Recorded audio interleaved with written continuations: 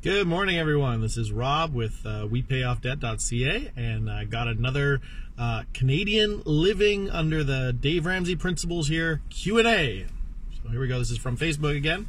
It says, okay, so we had a very pleasant surprise this morning. My husband has been awarded a sizable lump sum of money, and it will be here in the next couple days. We're fighting the good fight through step one. I've managed $250 in the first week. Woo!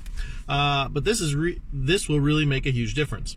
Now, she actually clarified some more issues in the comments there. She said, I'm for sure following the baby steps, but I'm a bit stuck once I pay off everything for our truck.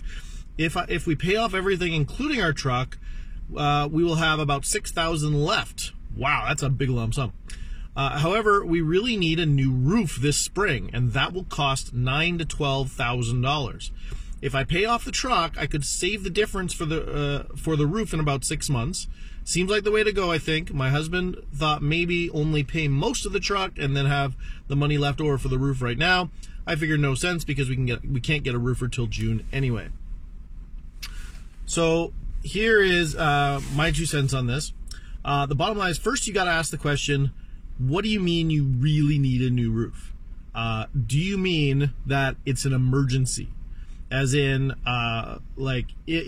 if this is an emergency, if you classify this as an emergency, like the roof is unsafe, it is leaking, it is causing problems, it is causing mold, it is any issues like that, okay, if it's an emergency, we stop everything.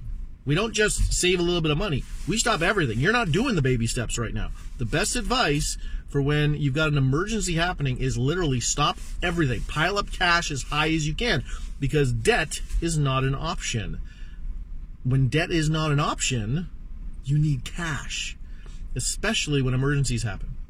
In the States, this shows up a lot with babies being born. What Dave recommends is actually stopping everything when you're pregnant. As soon as you're pregnant, not before you're pregnant, but as soon as you're pregnant, stop everything, because there's always the possibility in the States of having a neonatal visit to the baby ICU, and now all of a sudden you've got a $30,000 bill that you didn't plan for or something, right?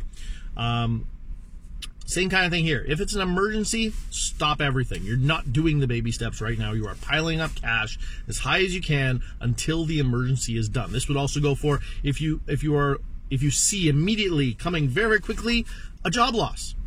That'd be a great reason to stop the baby steps, right? But if it's not an emergency and you're only in baby step 1, now we say, okay, this is not an emergency. This is not something that needs to be done right away. So what do? We follow the baby steps. Baby step 1, get your $1,000 saved up. So that's the first chunk from this money where it should go. Baby step 2 is pay off all your debt. And it sounds like the way you worded that is that this amount of money will pay off all your debt, which is incredible. Do it. Absolutely. Be debt-free by end of day today. That is so incredible. I tell you, the feeling is amazing. Because here's the thing, add up your debt payments, the amount of money you've been putting out every single month going towards debt. Add it up. It's all that money gets freed up next month. Now, you're not done yet. Once you have baby step 2, baby step 3, fully funded emergency fund. Because here's the thing, you get out of debt, never ever go back. Never go back. So, build the emergency fund up, because an emergency is going to happen. Something is going to happen where you need cash. So build an emergency fund, 3 to 6 months of expenses.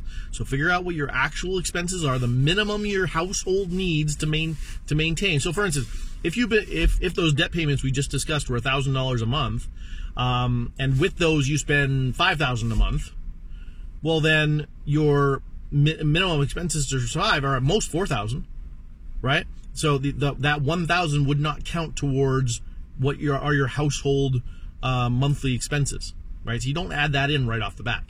So what is the minimum your household needs to survive per month times 3 to 6, okay, somewhere in there.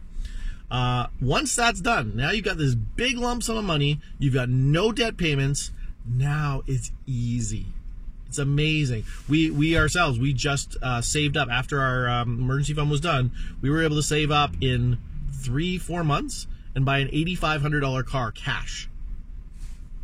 like something we never thought we could ever do, and we did it not just easily, but ridiculously easy. Like, it's amazing. Once you have control of your income, you can actually do some amazing things. Okay? So now you're done baby step 3, and maybe you've used up all the money, or maybe you're not quite done baby step 3. What do you do now?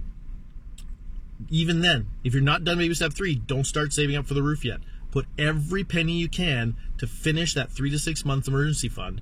And once it's done, now you're free. So now you're on baby step 4. If you want to take a second, especially because of the roof issue, if you want to take some time and do baby step 3B, that's not a bad idea. And what that is where you take a space of time between baby step 3 and baby step 4. Before you start that, you can stop and wait and deal with some of the big things that you haven't dealt with while getting through baby steps 1, 2, and 3, like dealing with a roof issue. So that's a great place to start saving for that, to save up and put that aside in your baby step 3B. There's certainly nothing wrong with that. Hopefully that's helpful to you. Please, if you've watched this and you found this useful, shoot me an email, rob@wepayoffdebt.ca, and I'll be happy to answer your question. Okay? So thanks so much, guys. Have a good one. We'll talk to you again soon.